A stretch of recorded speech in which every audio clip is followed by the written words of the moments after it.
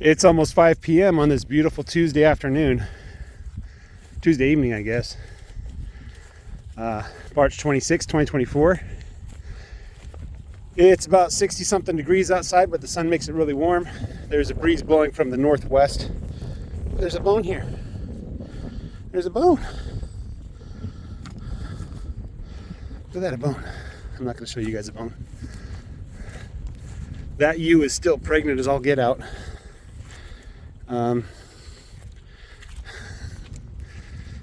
I come to the field, Rami was with the other sheep, just munching on grass and hanging out.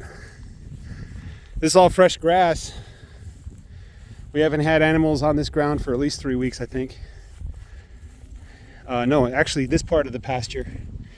So that western part of the pasture, it's been 3 weeks, but this whole area we haven't been on for months. You know, I think we stopped grazing sometime in December or January. When I saw grass starting to grow under the trees over there, those trees that are dead. No, it was those trees. There's some trees over there. I decided to stop grazing, let the grass grow, let the ground recover. I'll just feed hay. And I thought that I had plenty of hay to last all the way to March, which was when I thought the grass would start growing. But next year I'll be planning for the middle of April for the grass to really start growing. And next year I'll come on, start grazing a little later. Give the grass a little more chance to recover. So, yeah, beautiful grass out here.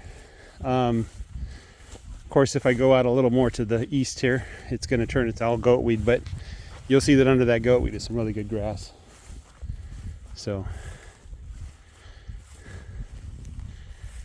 super happy with it. These are ancient cow patties, I think, or they're probably ancient cow patties. They're all turned to dirt now. You know, cow patties from probably December or November. The bugs and the critters aren't very active during the cold winter months. Or I shouldn't say that. I should say they're not as active as they are in the warm months. So this area that I've given them is 150 feet by 500 feet. It's 150 feet in the north-south direction, 500 feet in the east-west direction. So that's what, 75,000 feet, 75,000 square feet, I think. I think that would be 2.5 acres. I think that's right. Yeah, that's about right.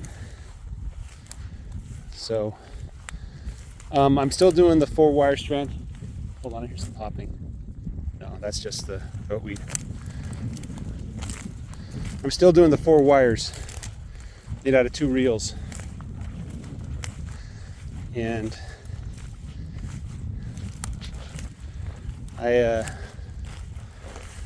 when I bring them back to the north after I've done, I'm going to keep them in the pen for a couple days, I think, as I process all of them. But when I get them back to the north of the field, into the pen, which I've already started putting up that sheep fencing. I bought a 330-foot roll of sheep fencing for about $330. But I'm going to have to go with 2 wires. And I think 2 wires will probably be enough to keep the sheep in, as long as there's plenty of grass. Once there's not enough grass, they're gonna bust out. 1 wire is enough for the cows. I don't know about the dogs. If the dogs stay in, then that's good. If they don't, I'll have to rope them up, tie them to a tire or a big log or something, so they don't run away from their job. So, yeah. Because we got little tufts of grass that are growing up. I tell you what, in the pen, the grass is past my knees. So I did something right in the pen. I'm not really sure what that is, but for some reason the pen is growing really well. One of the problems sometimes in old farming land is that some of the areas there's too much manure, right? It's piled up and the nitrogen is too much in the soil. And it'll take years before the grass can really start growing again. But when it does, it's going to come back hard. because of all that extra nitrogen, which I think might have happened in the pen. Hold on, do I know that lamb? Oh no, yeah, I know that lamb. That's Ramy's sister. So I'm not able to touch Ramy's mom, but I am able to see the wounds. And I just see scabs, and it looks like around the scab, did I see red that suggests there's an infection going on?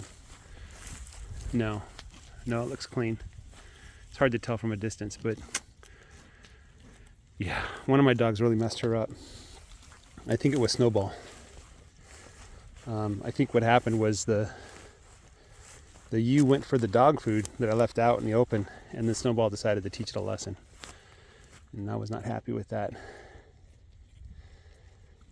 But now Snowball has a huge facial wound from Nutmeg. Snowball was trying to breed with Nutmeg, and I guess Nutmeg didn't want it, and they got into a big fight. And Nutmeg's a bigger dog. She won. So there was about an inch cut, a gash in Snowball's face. I said, "Oh, this will be a good baseline." So I didn't do anything to it. I just left it to watch what would happen. And it scabbed up. I looked at it closely. I didn't touch it at all. I just watched it. And sure enough, it's starting to heal rapidly now. I'll see how long before the scab falls off and whether there's a big scar there or not, but it was a pretty nasty wound. If I had that sort of wound, I would definitely wash it out and put some antibiotic cream on it. Put it under a bandage. Maybe I'd put a couple stitches in it too. You know, but I wanted to see how resilient the dogs are. You know. This is the other ewe that I bought when I bought sheep 2 years ago. She was a yearling at the time. She gave me a ram last year, and she gave me a ewe early this year. Let's see if I can find her ewe. I think that's her right there. I could be wrong. But that makes the ewe almost 3 months old now. Nope, that would be 2.5 months old. So she's growing rapidly. Definitely that ewe's a keeper. I need more St. Croix ewe. Yeah, I think that's her right there. That looks like her. You know.